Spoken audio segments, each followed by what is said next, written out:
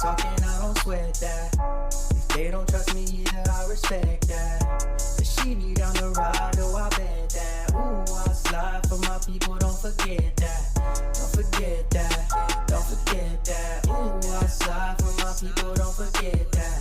Don't forget that, don't forget that. Ooh, I slide for my people, don't forget that.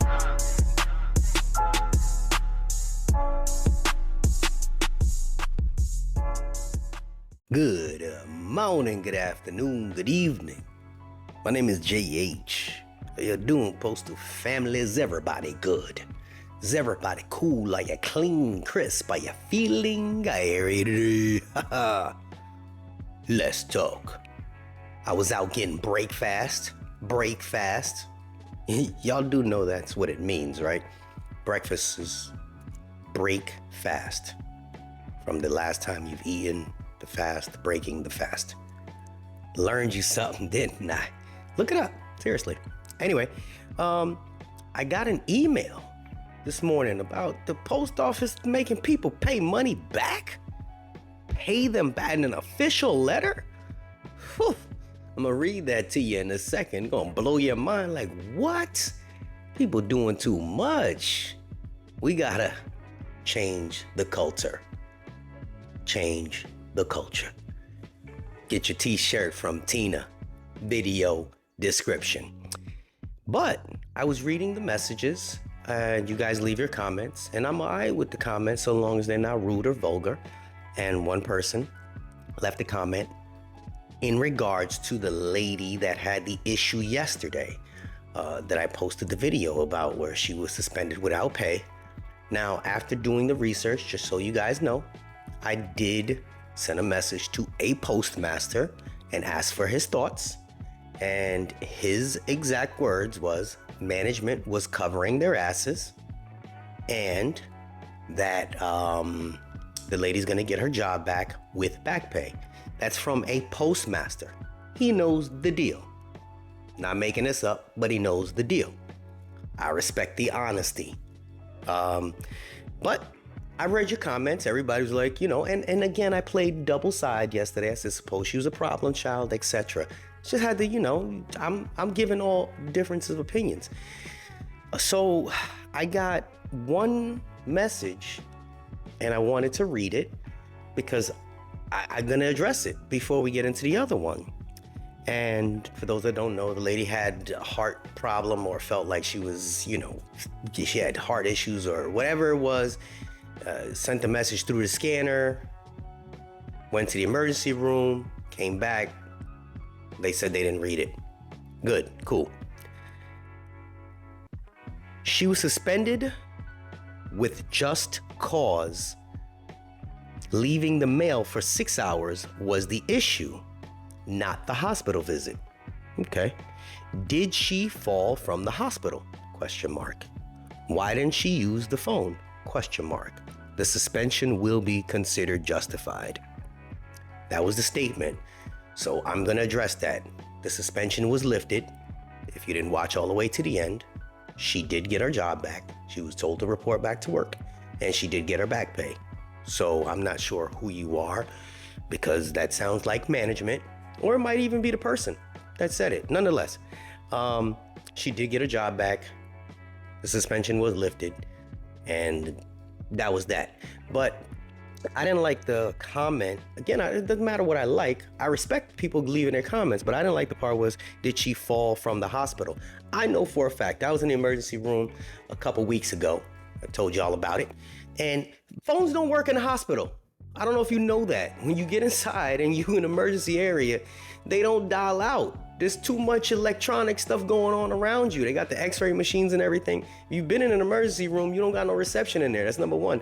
Number two, as postal workers, as carriers, they are trained to send their messages via the scanner. That's the way to cover their ass. Why did she call? Because then she calls, she speaks to one supervisor. Now it's her word against the supervisor's word. That's kind of how supervisors play. It's a shame, but we already know that's how it goes. It's your word against theirs.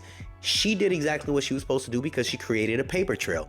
You know how I know? Because I can look on any message for the last 200 days. You can pull that up and see who it came from and what the response time was. She created the perfect paper trail. That's what she's told to do. So you saying that she should have picked up the phone when she's in an emergency room having a heart issue or whatever it was, chest pains, that's not cool. Somebody else said, well, if she was able to come back, that means it wasn't that serious. Hey, listen, do we realize that people have died this year? I know for a fact at my plant, somebody in the plant, you don't take your health at risk. I mean, I don't know. I think that's an ignorant statement, but you're free to say what you want to say, but it's an ignorant statement. You don't just say, well, you know, she could have just, yeah, she was fine. No, she did what she was supposed to do. She had chest pains. You in a vehicle, you don't feel good. That's what they're trained to do. That's what they have stand-up talks to do. She followed the protocol. Again, didn't matter if she was a problem child or making stuff up. She followed the protocol. That's what she's trained to do. Not call a supervisor on their personal phone. Well, no, she could have. You can't call the desk phones in post offices. People can't get through. That's fact. And you calling somebody's personal phone, again, you're back to the he say, she say. So I respect your opinions. Everybody's entitled to them. But like I said, the postmaster that I spoke to, he said it best. That's protocol.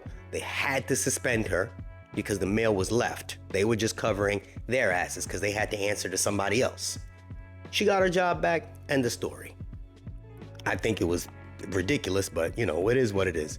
Now, let's talk about, sheesh, man, this sucks.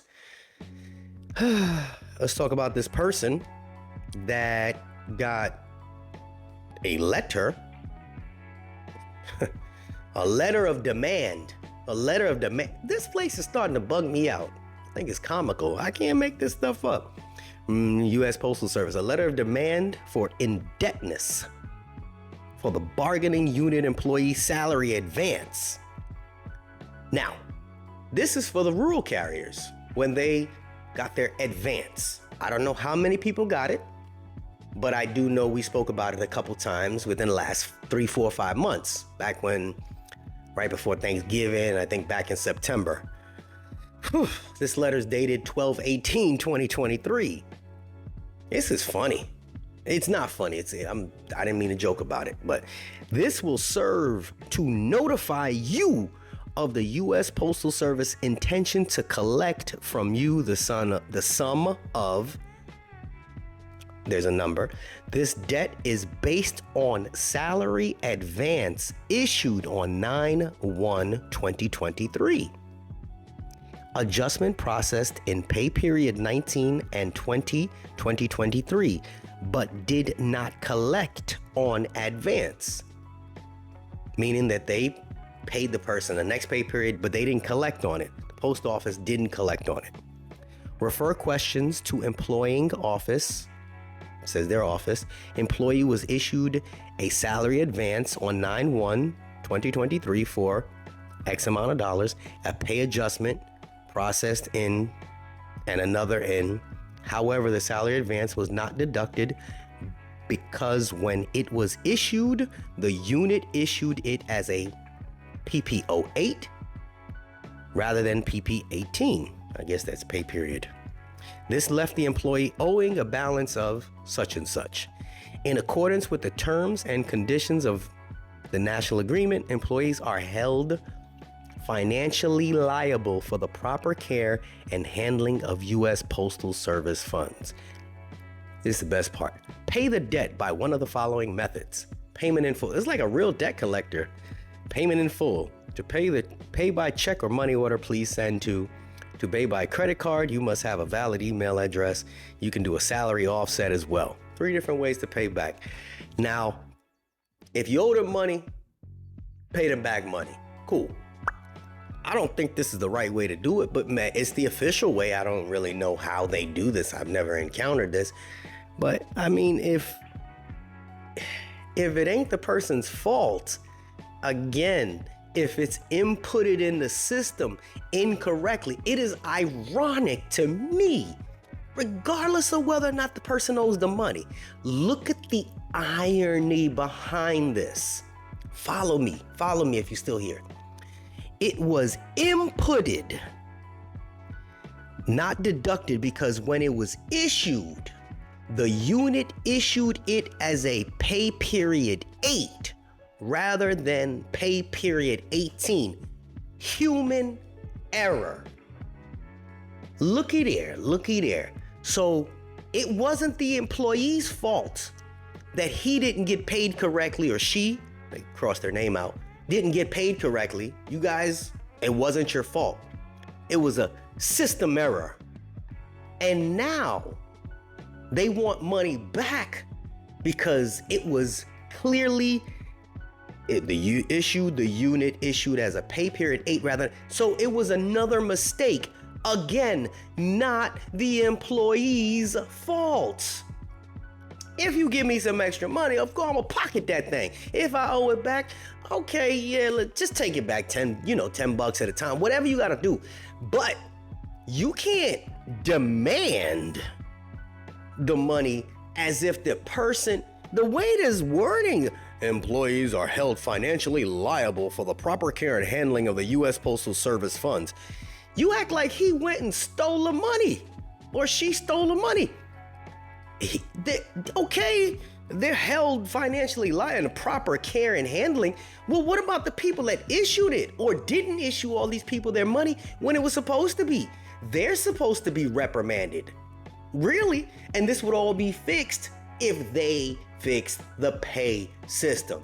That's what, at the end of the day, the pay system is old and outdated. That needs to be updated. Now, I don't know if this happened with everybody, but they said, hey, take a look at this bullcrap, Jay. Rural's getting rinsed again. Yes, another prime example of rural's getting rinsed. Thousands of rural are coming home from yet another long day of delivering Christmas, only to find a letter of demand waiting for them in their mailbox. The last line in the paragraph couldn't be possibly more ironic. After effing up pay multiple times, they are now demanding money back that I haven't even been overpaid to give back. Sincerely, a pissed off rural of X amount of time. That sucks. But it's reality. But it's like giving us a bad name, man. I mean, it's leaving a bad, sour taste in people's mouths. And carriers come to work to do your jobs, right? You come in there, whether you do it or not, but you show up. When you show up, you just want to do whatever it is you do and get paid for it. Same thing with every other person in the post office. But when it comes down to getting paid, don't play with the play. Don't play with the pay. Said it right that time. Don't. Because it's just, come on, man. They'll tell you, you know what, screw this. I go work at Amazon for 2 years. At least I know I'm gonna get a paycheck. At least I go work at FedEx for the less money, I get a paycheck. It's a government agency. Who's messing this stuff up?